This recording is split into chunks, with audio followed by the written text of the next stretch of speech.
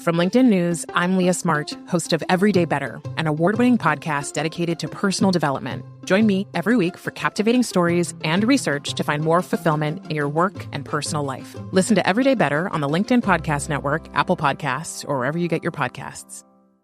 Did you know that small and medium businesses make up 98% of the global economy, but most B2B marketers still treat them as a one-size-fits-all? LinkedIn's Meet the SMB report reveals why that's a missed opportunity and how you can reach these fast-moving decision makers effectively. Learn more at linkedin.com/meet-the-SMB. Hello, my friends, and welcome to another exciting episode of Negotiate Anything. This show is produced by the American Negotiation Institute, and with over 5 million downloads and listeners in over 180 countries, listeners just like you have made this the #1 negotiation podcast in the world. Hi, my name is Kwame Christian, and I am the founder and CEO of the American Negotiation Institute. Here at ANI, we believe that the best things in life are on the other side of difficult conversations, and we are passionate about providing you with the best content that will help you to make your difficult conversations easier, both at work and at home. Lastly, I want to remind you that we offer consulting and conduct trainings, both virtually and in person, all around the world. Our focus is in 3 main areas. First, negotiation and conflict resolution. Second, leadership. And lastly, diversity, equity, and inclusion. Check the link in the description below to learn more about how we could work with you and your team. And now, without further ado, let's jump into the interview.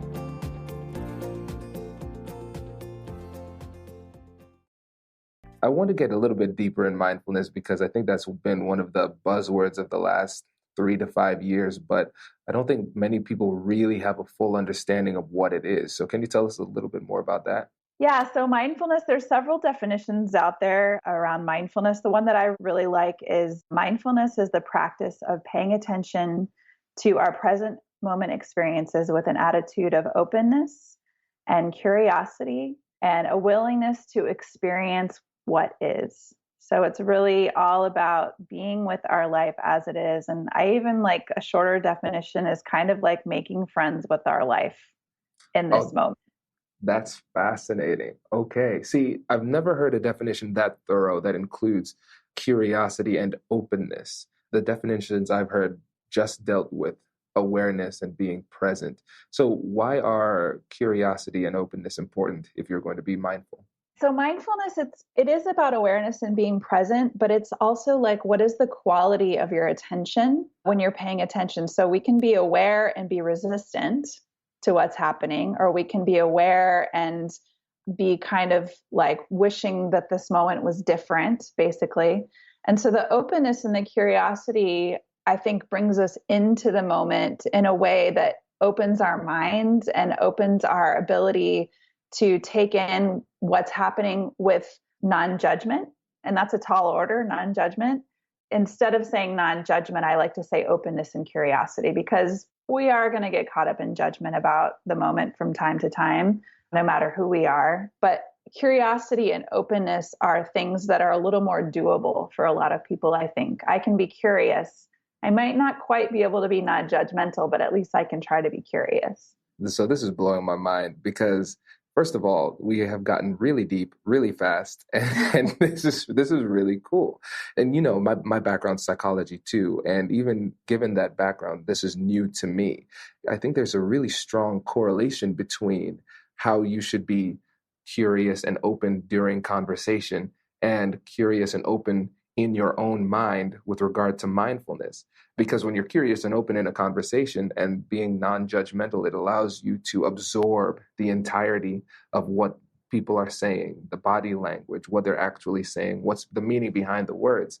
And I just never realized that you could do the same thing with yourself. That is fascinating. Yeah, absolutely. Absolutely. The question is like, what's actually happening for me right now? Just that question can really spark an ability to kind of drop any resistance or any judgment and just check it out. And the same goes for conversation. Absolutely.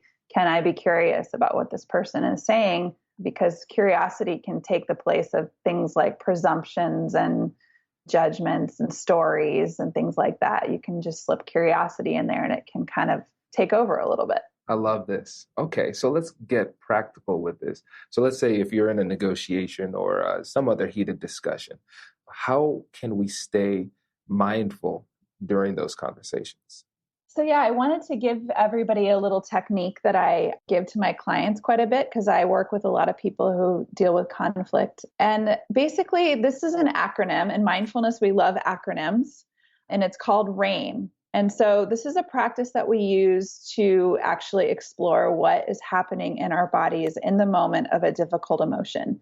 So first thing I want to say about it is that when we go into conflict, we're almost guaranteed there's going to be some kind of emotion that's going to come. And it's likely that if it's an uncomfortable conversation, which often conflict is, it's going to be a difficult emotion that arises.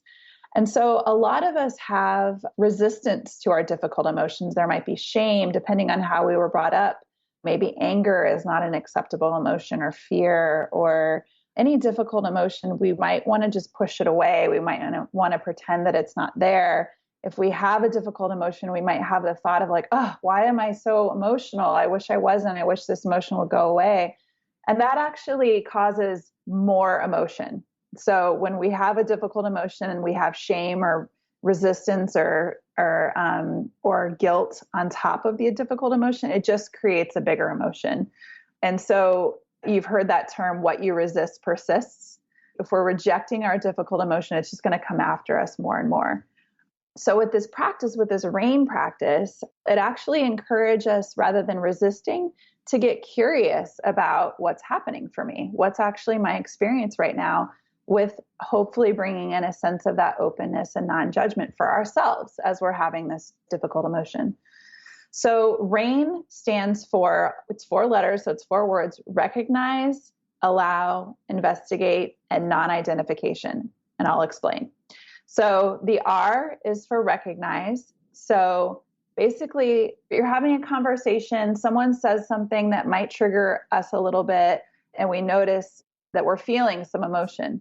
So the R is for recognize. So what emotion is happening for me? So it could be anger, fear, frustration, sadness. It could be any one of those difficult emotions. And so just recognize, just giving it a label, just noticing this is what's happening for me.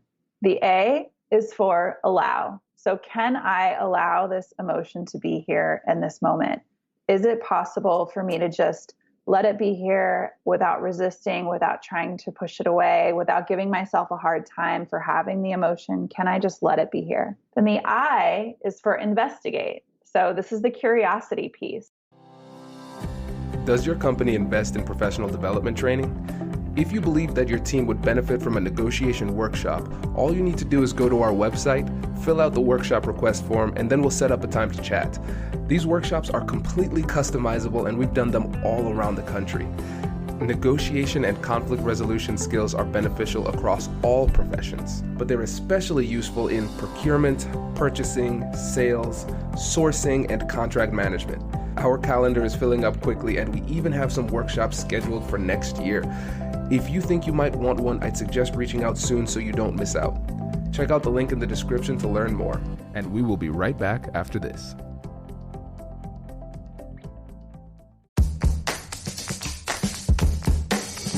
Hey you, I'm Andrew Seaman. Do you want a new job? Or do you want to move forward in your career? Well, you should listen to my weekly show called Get Hired with Andrew Seaman. We talk about it all, and it's waiting for you, yes you, wherever you get your podcasts. Small and medium businesses don't have time to waste, and neither do marketers trying to reach them. On LinkedIn, more SMB decision makers are actively looking for new solutions to help them grow, whether it's software or financial services. Our Meet the SMB report breaks down how these businesses buy and what really influences their choices. Learn more at linkedin.com/meet-the-SMB. That's linkedin.com/meet-the-SMB. Checking it out. Can I notice, where do I feel what I'm feeling in my body? So let's say the anger is my emotion. So maybe I'm feeling like a tightness in my throat, a clenching in my belly. I might feel some heat in my face. So just paying attention, just turning towards whatever it is that's happening and noticing it and sort of honoring it. I see you, I feel you, to the emotion. And then the N stands for non-identification. So we get a little bit of space. So the emotion's here, it's happening, it's moving through our bodies. But since we have awareness of it, it's not controlling us. It's not making all of our decisions for us. We get to have agency over them. We get to see what's happening and we get to make a choice on how we want to respond rather than just unconsciously being emotional and trigger responding knee-jerk reaction type response. And so the point of this practice is that there's something about when we turn towards our emotions, when we pay attention towards our difficult emotions, something often can happen in our body where the emotions can sort of calm down a little bit. And even if they don't calm down, at least we have awareness about them. But it's kind of like a little child. When a little child gets upset, they just want to be acknowledged. They just want to hear you say, oh, I see that you're sad, or I see that you're afraid. Our bodies, our nervous systems are kind of the same way. They just want us to recognize what's happening and pay attention. And a lot of times it can allow our whole nervous system to calm down a bit. That's fascinating. And the thing that immediately came to mind when I heard this technique was Harry Potter. Because you remember in Harry Potter, Voldemort, one of the things that I felt gave him so much power is that people were afraid to say his name. How can you solve a problem if you're unwilling to acknowledge that there is a problem? And so exactly. I think it's the same way with our emotions. This is something I struggled with. My background is I'm a Caribbean American, and Caribbean males are supposed to be very stoic. And my mom always tells me that after 25 years of marriage, she's never seen my dad cry, which is crazy, you know? And so for me growing up, especially being a professional as an attorney and doing all these negotiations, there were some emotions that I was not willing to acknowledge. And I recognized that really hampered my ability to connect with people. And so now understanding this technique, I think for me and listeners, I think it'll be very helpful and give them the power to acknowledge and control themselves in ways they never had the ability to before. Absolutely. Yeah. There's so much freedom in just accepting that we're an emotional being. We're just all humans and we all experience the whole range of emotions, no matter who we are. And it's the same for me. I definitely had emotions that were off limits growing up. Anger was not an acceptable emotion in my household. So it took me a long time as an adult to be able to just actually say, I'm angry, or there's anger here, or whatever it is. But it is powerful to give yourself the freedom to just be human, just say, yeah, there's emotion here. This is just what happens. And can you get into secondary emotions and primary emotions a little bit here? I guess with mindfulness, I really see the value in doing that. With mindfulness, we usually tell people when you're doing this kind of a practice that you don't necessarily have to get it exactly right. So maybe there's anger, and maybe actually behind the anger is fear. Sometimes that's what happens is so if I'm saying I'm feeling anger and that's what it feels like, it's anger. And then really after you pay attention for a minute, you see actually the anger might melt away and actually what's underneath it is fear. So that can be true sometimes. And sometimes it's just anger. It's possible that it's just anger. I don't have a whole lot to say about that other than just that when we pay attention to the initial emotion, sometimes the initial emotion will just naturally melt away and what's actually underneath it might present itself. And then we can pay attention to that and see what happens there. I would discourage people when it comes to mindfulness from getting too caught up in psychoanalyzing and so what can happen with emotions is oh, this is anger. And this reminds me of when I was little and my mom said this thing and I got angry and, oh yeah, my mom, I'm so mad at her. And we don't want to get too much into self-psychoanalyzing because the practice of mindfulness is to pay attention to what's actually happening right now. There's absolutely space for that in therapy and things like that. But when it comes to mindfulness, because we are all very cognitive people, so we tend to get up in our heads a lot with thoughts and with trying to analyze what's happening. And that's totally normal because that's what we do as humans, we think. But I would just encourage people to keep coming back to what are the sensations in my body? what's actually happening for me right now, if that makes sense.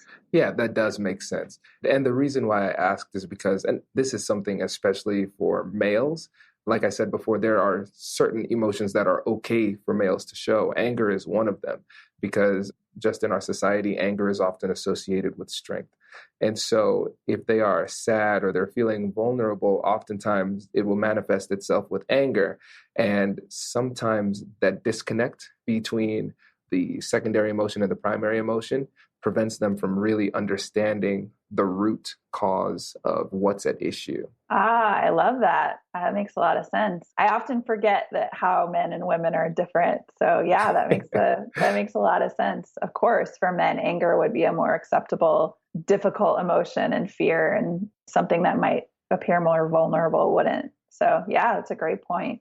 I've been a man for a while. I know how I know how we work.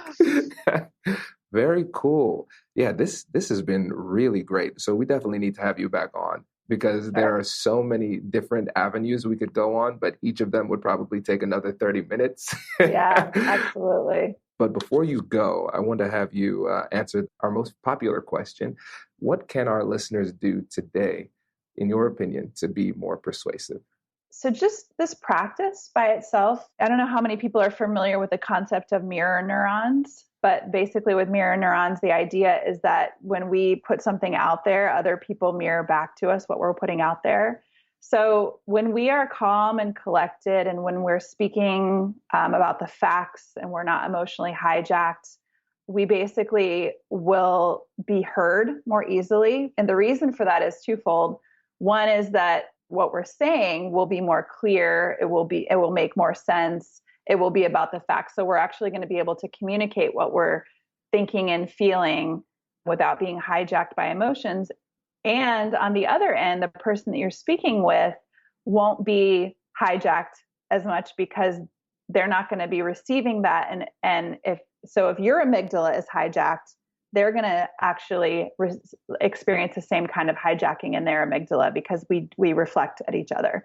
And so when their amygdala is hijacked, they're not going to be able to hear you as well or respond as well. They're going to have that tunnel vision. They're going to be in fear.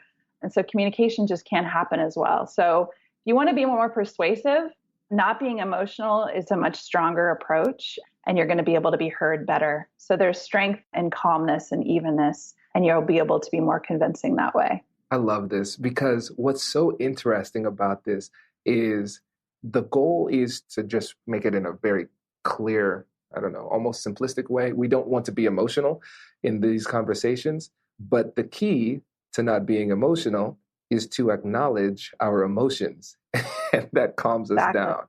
That is so cool. And I think this. So I was going to say, not being emotional is actually that's a really tall order. Like, we're all going to have emotions. The question is how do we respond to our emotions and then manage them and then be able to move into communication from there? Exactly. What's cool about bringing the mirror neurons into this discussion is that it puts science behind the importance of leading through your behavior.